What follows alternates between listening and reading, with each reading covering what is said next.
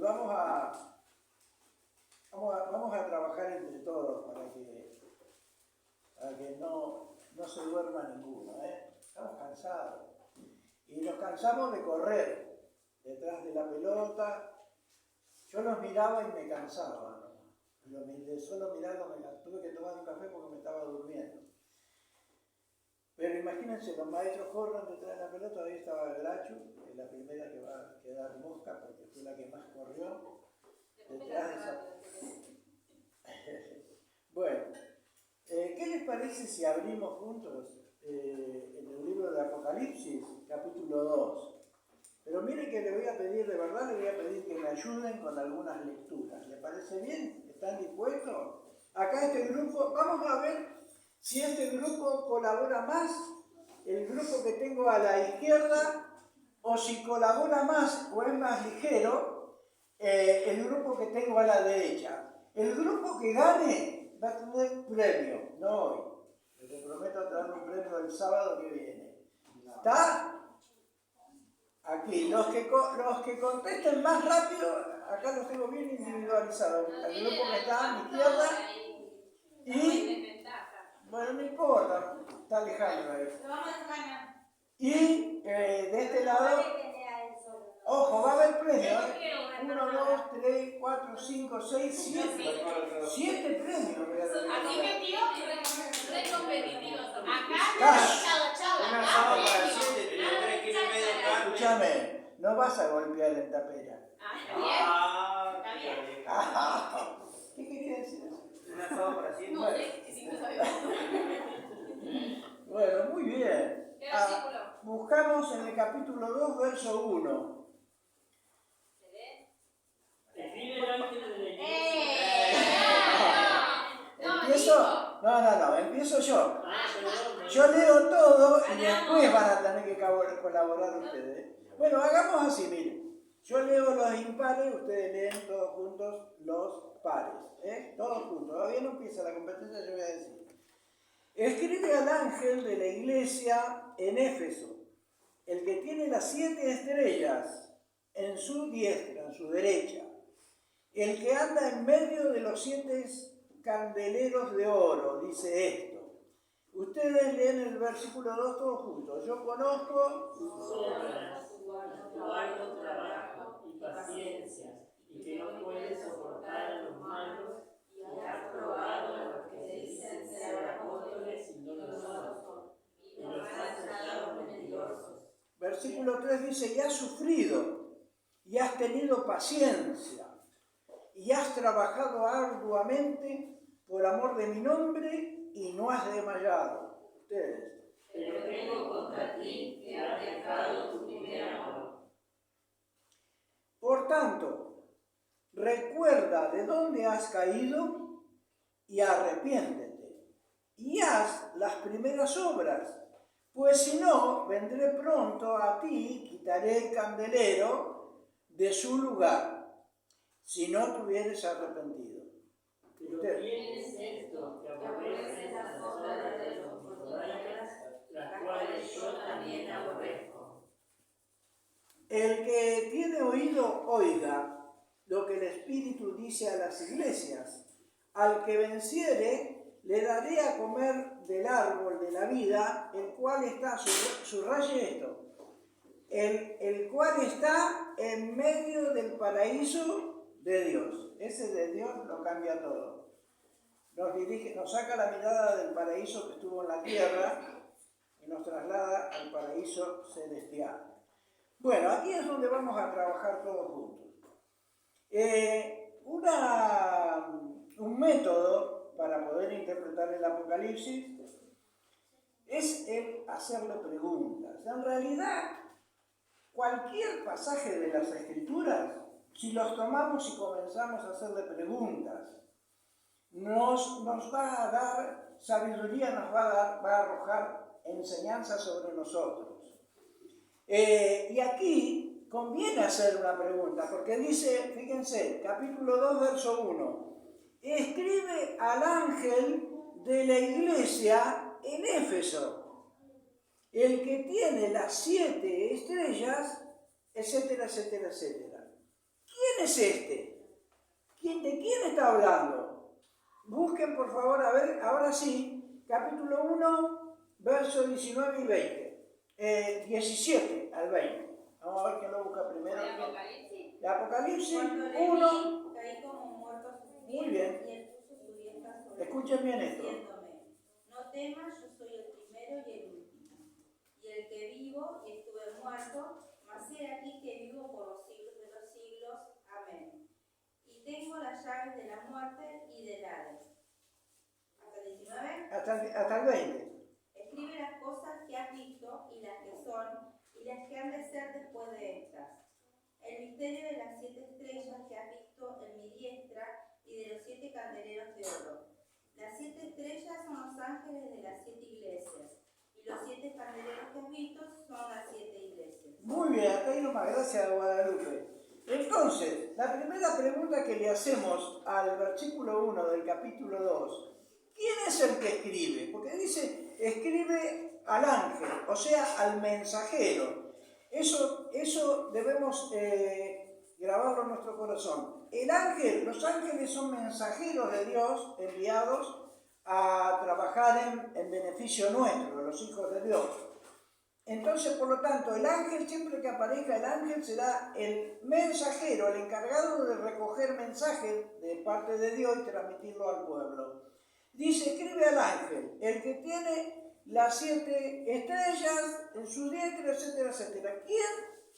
¿Quién le parece a ustedes que es este, que tiene las 7 estrellas? ¿De quién está hablando? ¿De Juan Apóstol? ¿De quién habla ahí? ¿Quién es el que es, como leyó en el verso 18 Guadalupe, yo soy el primero y el último? Jesucristo, correctamente. Jesucristo es el que va a dictar la carta. ¿A quién? ¿Quién es el que escribe? ¿Quién es el que estaba prisionero en la isla de Patmos por causa del nombre del Señor? Juan. Entonces Jesucristo le va a decir a Juan, escribe todo lo que veas, escribe todas las cosas que son y las que han de ser después de esto. Entonces tenemos la primera pregunta. El que va a dirigir las cartas, el que va a hablar a los mensajeros de la iglesia, es Cristo mismo. Ahora, seguimos adelante con el verso 2. Vamos a decir algunas cosas técnicas y después vamos a aplicar, y ahí voy a leer mucho, vamos a aplicar unas cosas técnicas y luego aplicamos espiritualmente este pasaje a nuestras vidas. Entonces, ¿qué dice el verso 2? ¿Qué conoce este que escribe, que es el primero, que es el último? Una mujer que lea el versículo 2, por favor. Yo conozco tus obras y tu arduo trabajo y paciencia. Bien. ¿Sigo? Siga. Sí. Ya que no puedes soportar a los malos y has probado a los que se dicen ser apóstoles y no lo son, y los has hallado mentirosos. Ahí está. Ahí tenemos, eso es para el mensajero. Ahora, yo me preguntaba, ¿por qué de pronto el mensaje parece ser para el mensajero, para el pastor de la iglesia, y por qué parece de pronto que el mensaje está dirigido a la iglesia? Es que como es el pastor, hermanos queridos, así es la iglesia. Si el pastor es un visionario, la iglesia será una iglesia visionaria. Si el pastor es una persona que ama a los perdidos, la iglesia va a amar a los perdidos y va a alcanzar a los no salvos. Pero dice más, dice el verso 3, y has sufrido y has tenido paciencia, y has trabajado arduamente y no has desmayado, pero tengo contra ti que has dejado tu primer amor. Recuerda, por tanto, de dónde has caído, arrepiéntate y haz las primeras obras. Si no, vendré pronto a ti, y quitaré tu candelero. ¿Qué era el candelero de oro? Que era, según el versículo 19 y 20 del capítulo 1, que leyó Guadalupe. ¿Quién era? El ángel es el mensajero, pero ¿qué son las 7 estrellas? Alguien que lo busque en el verso 20 está. Lo que son las 7 estrellas. Las 7 estrellas son los ángeles. O sea, el mensajero, el pastor de la iglesia sería,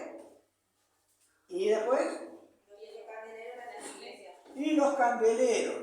Por eso le va a decir al pastor de Éfeso, vendré pronto a ti, en el verso 5, y quitaré tu candelero. Le voy a quitar la iglesia y se la daré a otro de su lugar, si no te hubieres arrepentido. Pero tienes esto, y acaba de tener una segunda mención de algo bueno que tiene la iglesia. Dice, tienes que aborreces las obras de los nicolaitas, las cuales yo también aborrezco. ¿Quiénes eran los nicolaitas? ¿Qué les parece? Los nicolaitas. Yo en una época pensaba que eran los seguidores de un tal Nicolás. Pero no es así. Miren, acá a la iglesia de Éfeso le dice Dios, le dice Jesucristo, que aborrece. Fíjense, alguien que lea el verso 6. Verso 6. Del capítulo 2. Sí, perdón. Tienes esto a tu favor. Odia las obras malvadas de los nicolaitas, al igual que yo. Muy bien. Las obras malvadas de los nicolaitas. Pero a la iglesia en Pérgamo le va a decir que aborrece otra cosa de los nicolaitas. A ver, el verso 15, por favor. Y también tienes a los que retienen la doctrina de los nicolaitas, la que yo aborrezco. Hasta ahí nomás. Entonces, ¿qué aborrecía el pastor de la iglesia en Éfeso? Verso 5. ¿Qué aborrecía? ¿Tienes? Sí. Sí, dígalo. Dice las obras, pero ¡Correcto! El pastor de la iglesia de Éfeso aborrece, como Jesucristo, porque dice las cuales yo aborrezco también, aborrezco las obras de los nicolaitas. Y en el verso 15, a la iglesia de Pérgamo le va a decir que tienes allí a los que tienen la doctrina de los nicolaitas. Ahora vamos a ver qué son los nicolaitas. Nicolaita, esta palabra sale de la unión de dos palabras. Nikao en griego, todo el Nuevo Testamento fue escrito en griego. En griego, Nikao significa conquistar. Nikao. Y lao significa pueblo o laicos. ¿Qué hacían los nicolaitas? Los nicolaitas estaban desconformes cuando en una iglesia había igualdad. ¿Sí? Cuando había igualdad, cuando todos se amaban, ellos decían no. Acá unos son sacerdotes y otros son laicos. Dividían la iglesia. Hacían una obra diabólica. ¿Podés leer, Grachu, el versículo 6 del capítulo 2? Pero tienes esto, que aborreces las obras de los nicolaitas, las cuales yo también aborrezco. Pero había una versión que decía las obras diabólicas. Candelero, ¿cómo? Pero tienes esto a tu favor. Odia las obras malvadas de los nicolaitas, al igual que yo. Las obras malvadas. Parece ser una cosa inocente que los nicolaitas decían, bueno, acá nos vamos a dividir, a ver, vamos a hacer, acá van a estar los sacerdotes, los leguleyos y acá la gente simple. No era lo que Cristo quería. En esto conocerán en que son mis discípulos, no en que hacen divisiones, sino en que tienen amor los unos por los otros. Y en que el que quiera ser el primero, él enseñó bien, tendrá que ser el último. Y el que quiera ser el mayor deberá lavar los pies. Eso es lo que había enseñado Jesucristo. Ahora estos no, estos hacían división. ¿Sí? Y envenenaban así al pueblo de Dios. Por eso Jesús aborrecía estas obras y la doctrina. La gran parte de estos nicolaitas venían de las familias sacerdotales. Entonces ellos querían hacer valer su rango, en total desacuerdo con la voluntad del Señor Jesucristo y del pastor de la iglesia de Éfeso. Él aborrecía las obras. Eso ¿Qué les parece? ¿Era bueno o era malo de parte del pastor de Éfeso? Que aborrecía, fíjese, aborrece las obras de los nicolaitas. ¿Estaba bien o estaba mal aborrecer las obras? Estaba bien. ¿Y por qué les parece que estaba bien? Porque no estaban haciendo lo que Dios quería. Correcto. Ahora, ¿qué dice? Dice, ¿aborreces a los nicolaitas o aborreces la obra? ¿Aborreces a los nicolaitas o aborreces la doctrina de los nicolaitas? ¿Qué dice? ¿Aborreces las obras? Las obras. Eso quiere decir que nosotros podemos aborrecer el pecado, pero no debemos aborrecer al pecador, ¿verdad? Ahora vamos a ver lo que tenemos que hacer con los pecadores y lo que tenemos que hacer entre nosotros mismos. Y aquí, en el verso 7, viene la promesa. Y esta promesa, esta sección, digamos, de la promesa, se va a repetir en todas las cartas. Dice, el que tiene oído para oír, oiga lo que el Espíritu dice a las iglesias. Al que venciere le daré comer del árbol de la vida, el cual está en medio del paraíso de Dios. Ahora vamos a agarrar todo lo que leímos, más otro poco más de lo que hemos hablado, y lo vamos a aplicar a nuestra vida. Porque la pregunta que tiene esta sección de las cartas, según hemos estado hablando con Alejandro, es qué tipo de iglesia queremos ser, ¿verdad? ¿Qué tipo de personas, qué tipo de cristianos queremos ser? Y la vez pasada, en la sección anterior, han estado viendo vencedores. Quiero ser un vencedor, quiero que seas un vencedor, pero ahora lo trasladamos a la iglesia. ¿Qué tipo de iglesia queremos ser? Esa es la pregunta que va a rondar cada vez que alguien se para aquí y hable acerca de la carta a cualquiera de estas 7 iglesias. ¿Qué iglesia querés ser? O mejor, ¿en qué cosas estamos andando bien y no tenemos que arrepentirnos, y no tenemos que dar gracias a Dios? ¿Y qué cosas nos está haciendo falta? Entonces, para eso, para saber qué cosas nos está haciendo falta, tenemos que aplicar a nuestra vida espiritual lo que hemos leído. Y lo vamos a hacer en este preciso momento.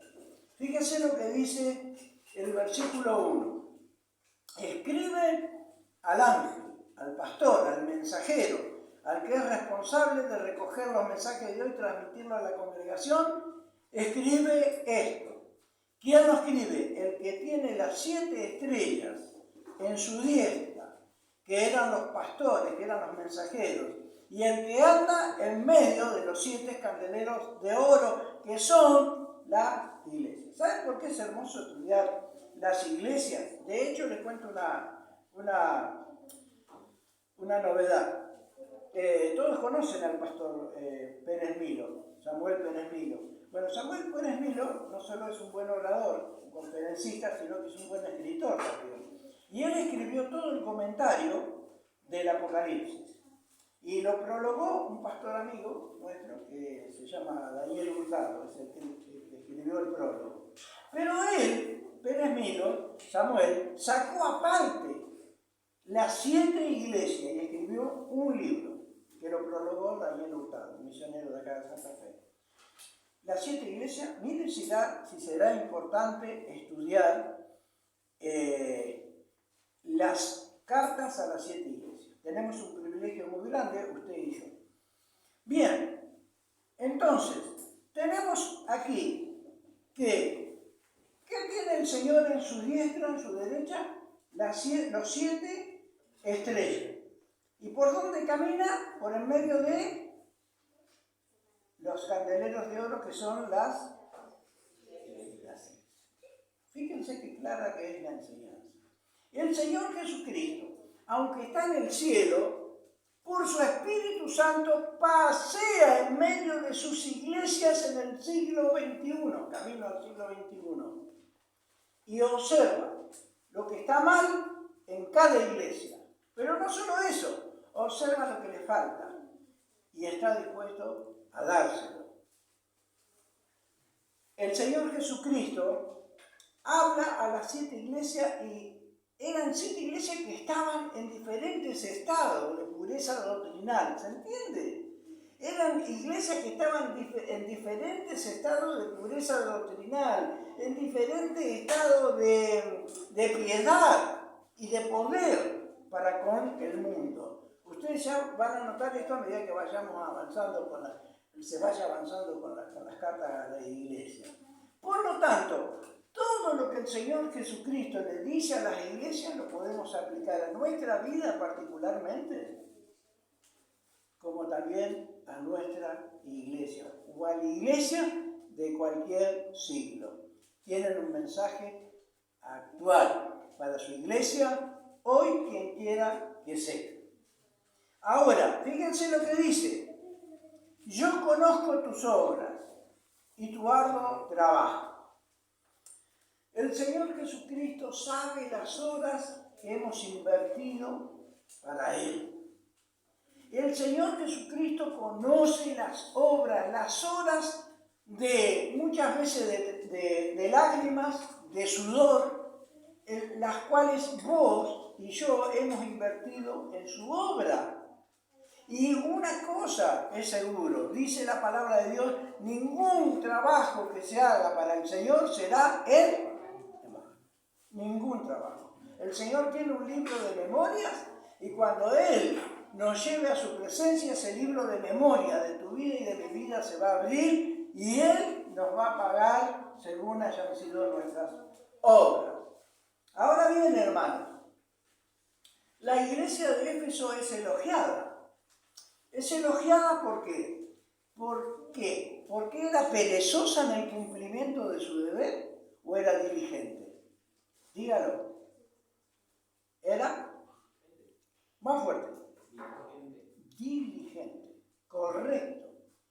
Pero no solo eso. No solo una iglesia, y aquí es donde debemos aplicar personal y a nivel iglesia este versículo, no solo debemos ser diligentes en nuestros deberes como iglesia, sino también que debemos tener paciencia, porque fíjese, conozco, dice, verso 2, tus obras y tu arduo trabajo y paciencia. Paciencia, hermano, ¿para qué necesitamos la paciencia? ¿Qué les parece? A ver, por favor, ¿alguna mujer? Para los maridos. Para los maridos, muy bien. Para todo, ¿qué sería todo? Para trabajar, Para el trabajo, tomar el alcohol, entrar a la vida diaria. Muy bien. la vida diaria. Necesitamos la paciencia entonces para soportar. Yo diría también para soportar las pruebas, ¿no es cierto? Porque una iglesia no solo se atraviesa muchas veces periodos donde todo es armonía y hermosura, sino que vienen pruebas. Y debemos tener paciencia para soportar. Y miren, alguien dijo que los cristianos somos como puercos espín. ¿Saben cuáles son los puercos espín? Esos animalitos que tienen púas. Ustedes saben que cuando duermen en una cueva, duermen todos juntos. Ahora, nadie vaya a tirar un petardo ahí en medio, porque se pinchan enteros, ¿cierto? Pero si ellos duermen todos juntos, despiertan, se levantan todos juntos, ¿qué están soportando? Aprendieron a soportar sus púas. Y los cristianos muchas veces tenemos nuestras púas, tenemos nuestro carácter, y yo tengo que soportar tus púas, y vos tenés que soportar las púas que yo tengo, ¿verdad? Somos figurativamente hablando, como puerco espín. Y debemos aprender, si queremos ser una iglesia madura, debemos aprender a convivir sin quejarnos, sino soportándonos por amor los unos a los otros. Pero no solo paciencia para soportar, sino paciencia también para esperar. ¿Qué tenemos que esperar? Por favor, este sector, está hablando de este sector nomás, este sector, ¿qué le parece que una iglesia tiene que esperar? O que un pastor debiera esperar. Paciencia para esperar. ¿Qué es lo que tenemos que esperar a veces? Crecimiento. ¡Correcto! Ganaste un camión lleno de electrodomésticos, Alejandro. El crecimiento, el crecimiento. Miren, me dijo un pastor amigo, misionero, me dijo, cuando le comenté que estábamos aquí, que teníamos reuniones aquí y que hace, ¿cuánto tiempo que estamos? Va a ser 2 años. Gracias, Guadalupe. Va a ser 2 años. ¿Saben ustedes? Dice, ¿sabes cuánto más o menos les va a llevar que la iglesia sea una iglesia firme y madura? 10 años. O sea, que Alejandro tiene que tener paciencia y esperarnos, ¿cuánto? ¿Cuánto? 8 años más. Soportar, tener paciencia y esperar que crezcamos. Que crezcamos, o sea, que amemos la Biblia, que memoricemos la Biblia. Hoy teníamos un versículo para memorizar. Después lo vamos a tomar. ¿Lo estudiaste? Seguro que yo no me acuerdo de vos. No sé cuál es. Bueno, pero mirá, para que lleguemos a ser una iglesia madura, una iglesia que tiene conocimiento, que ama, que sirve, 10 años. Ahora, y a eso nos lleva al otro punto, no nos apoltronemos, no nos pongamos cómodos, y bueno, son 10 años, y bueno. No es así. Fíjense lo que le va a decir al pastor. El verso, comenzando del verso 2, capítulo 2. Yo conozco tus obras, tu arduo trabajo, tu paciencia, que no puedes soportar a los malos y has probado a los que se dicen ser apóstoles y no lo son. Y los has hallado mentirosos. Mirá, has sufrido y has tenido paciencia. 2 veces aparece la palabra paciencia. Pero le va a decir en el verso 4, pero tengo contra ti que has dejado tu primer amor. Dejaste tu primer amor. No lo acusa de haber perdido el objeto de su amor. ¿Quién era el objeto del amor de la iglesia en Éfeso para ustedes? Cristo. ¿Y quién debe ser el objeto de nuestro amor? Cristo. Pero Él no le dice, Él no nos acusa de haber perdido el objeto de su amor, sino que han perdido el fervor inicial. Esa ternura inicial, ese amor inicial, ese fuego, ese fervor de al principio lo habían perdido.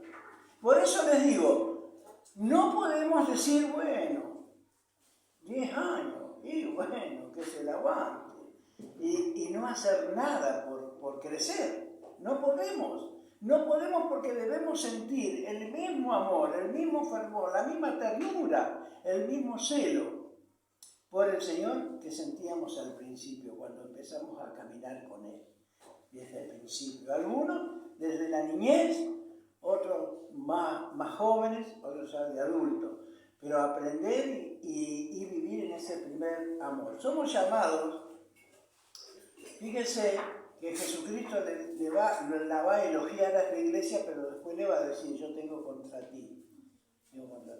Y nosotros, hermanos, los que predican la palabra de Dios, debemos aprender, como decíamos al principio, a aborrecer el pecado. No casarnos con el pecado, amar a los pecadores, amar a los extraviados, pero aborrecer, dice Judas, aborrecer la ropa contaminada con su propia carne. Pero el hermano lo tengo que amar, aborrecer la ropa, aborrecer el pecado y luchar contra el pecado. Ahora, no luchar contra los pecadores, luchar contra el pecado. Miren, hacer la vista gorda al pecado que yo pueda tener y que vos puedas tener, puede parecer muy carismático, o sea, muy piadoso. Puede ser, ay, qué bueno ese pastor, mirá, yo vivo como se me da la gana, nunca me dice nada. Yo hago esto, sé que está mal, pero nunca me dicen nada. ¿Y cuánto amor que tiene ese pastor? ¿Cuánto amor hay en esa iglesia? Eso puede ser piadoso, pero al Señor no le agrada. Primero lo halaga a la iglesia de Éfeso y después le dice claramente, pero tengo contra ti que has perdido el fervor inicial de tu amor por mí. No, miren, si descuidamos la presencia del Espíritu Santo, si descuidamos la gracia, bueno, seguro que el Señor se va a desagradar con cada uno de nosotros. Se va a desagradar. En la iglesia habrá la presencia, si descuidamos la gracia, el Espíritu Santo, la obra de su Espíritu Santo, bueno, habrá descontento en la iglesia de parte de Dios para con nosotros. Tenemos una lucha contra Satanás, contra el mundo, contra la carne, contra el pecado. Tenemos una lucha y debemos saber vencer a nuestros enemigos. Seguimos un poquito más ya antes de terminar.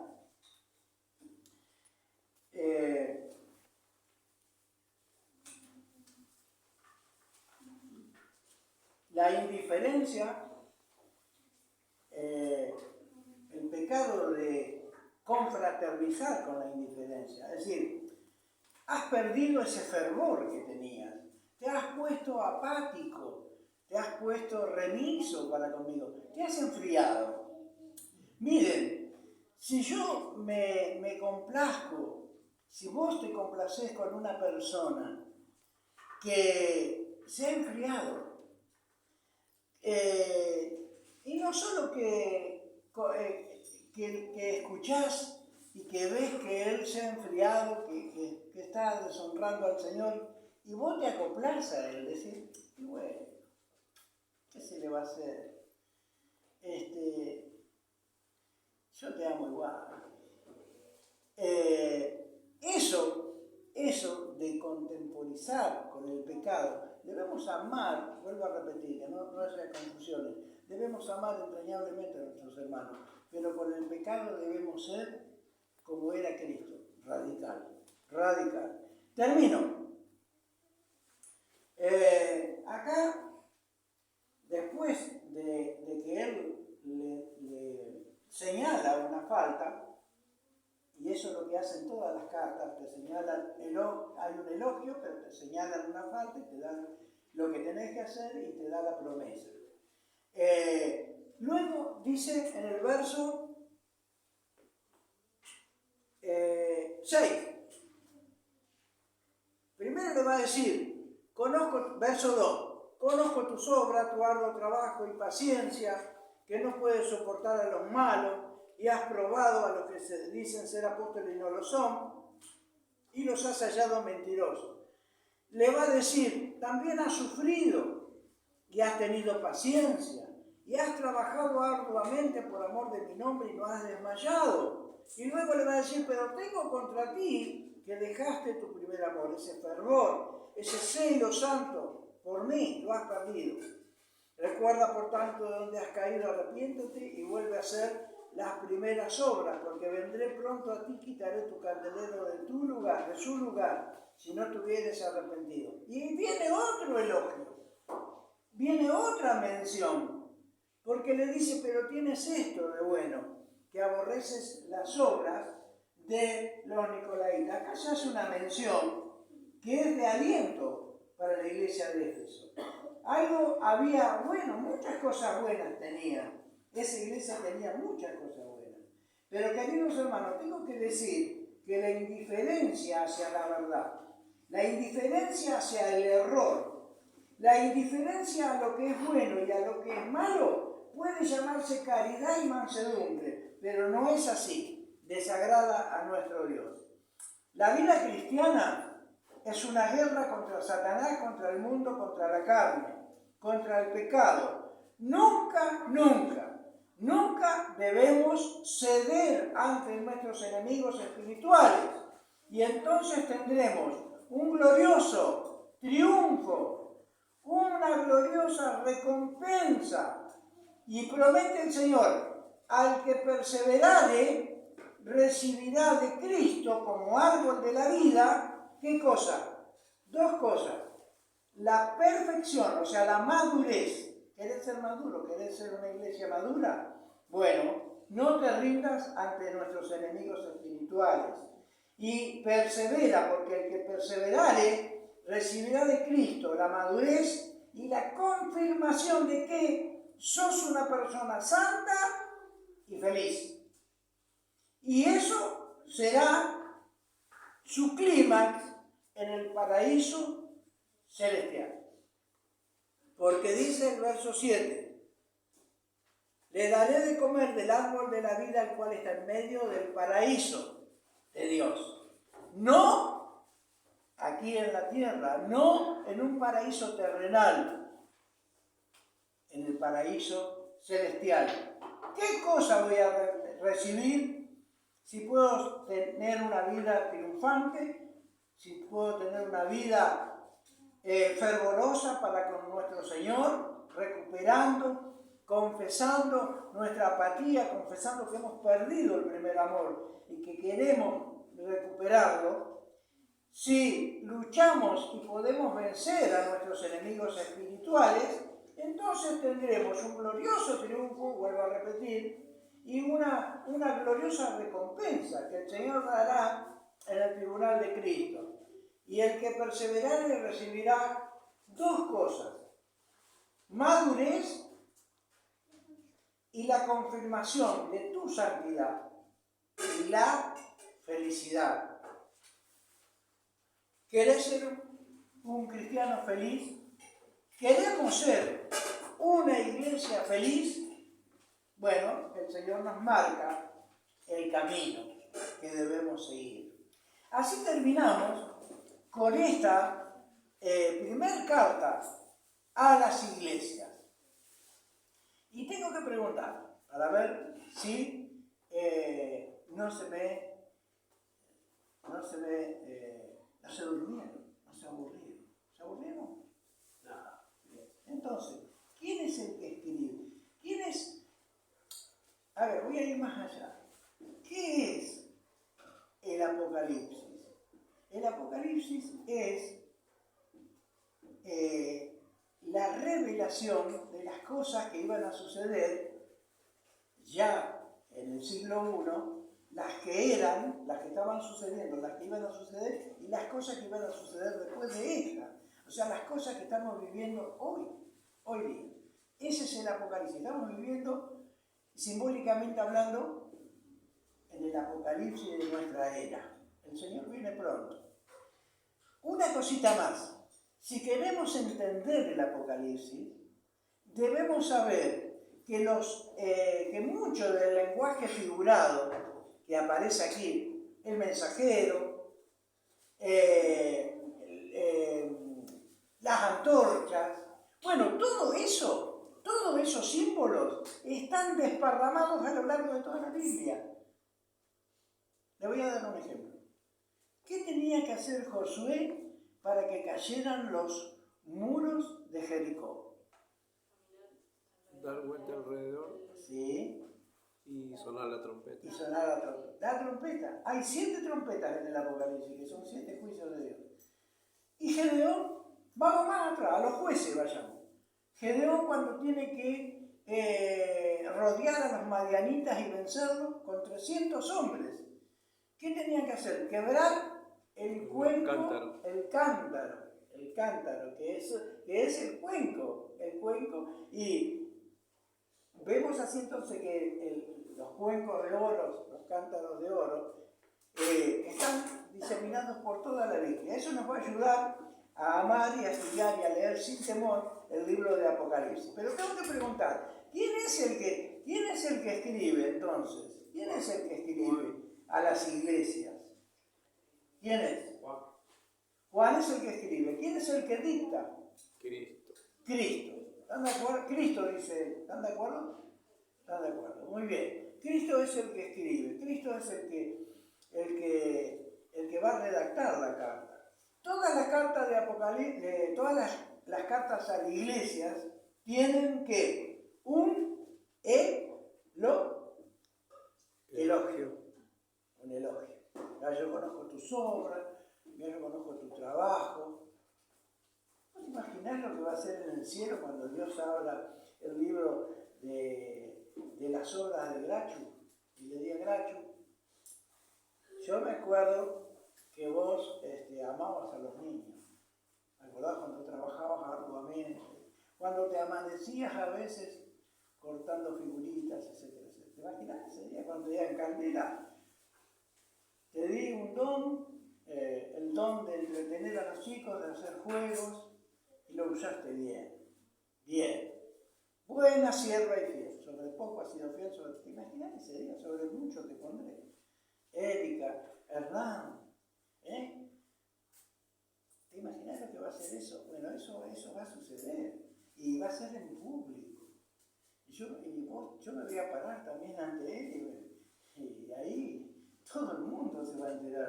Lo que hice bien por amor a él en la vida del Espíritu, lo que hice por orgullo, por lo que hice para hacer beber, ¿verdad? Bueno, me estoy yendo un poquito, termino. ¿Quiénes eran los mensajeros? Los ángeles. Los ángeles. Escribe, siempre van a encontrar en las cartas, escribe al ángel de la iglesia en Esmirna, escribe al ángel de la iglesia en Pérgamo. Entonces, ¿quién era el ángel? ¿Qué era lo que hacía un ángel? Mensajero. Escribe al mensajero. Es decir, a los que tienen en la iglesia el deber de buscar la palabra de Dios, buscar el mensaje de Dios y transmitirlo a la iglesia. Esos son los mensajeros. Y van a aparecer aquí, ustedes van a ver. Es bueno lo que vamos a hacer porque se puede aplicar tanto a una iglesia como a uno mismo, personalmente y como iglesia. ¿Quiénes eran los mensajeros? ¿Quiénes eran también entonces las estrellas que tenían la diestra? Porque eso se va a repetir mucho. Dice, yo soy el que tengo las 7 estrellas. Las 7 estrellas son los 7 mensajeros, los predicadores. ¿Y los candeleros de oro? La iglesia. Eso es bueno saberlo porque lo vamos a volver a visualizar y a repetir cada vez que se traten las cartas restantes a la iglesia. ¿Qué les pareció? ¿Se cansaron? ¿Se aburrieron? No. Bueno. También tengo contra ti, Gracho, que no me has dado un solo mate. No puede tomar mate. Bueno. Estoy cuidando de la salud y estoy cuidando de que mi tita no me rete. Si por eso no la traigo, porque me mandan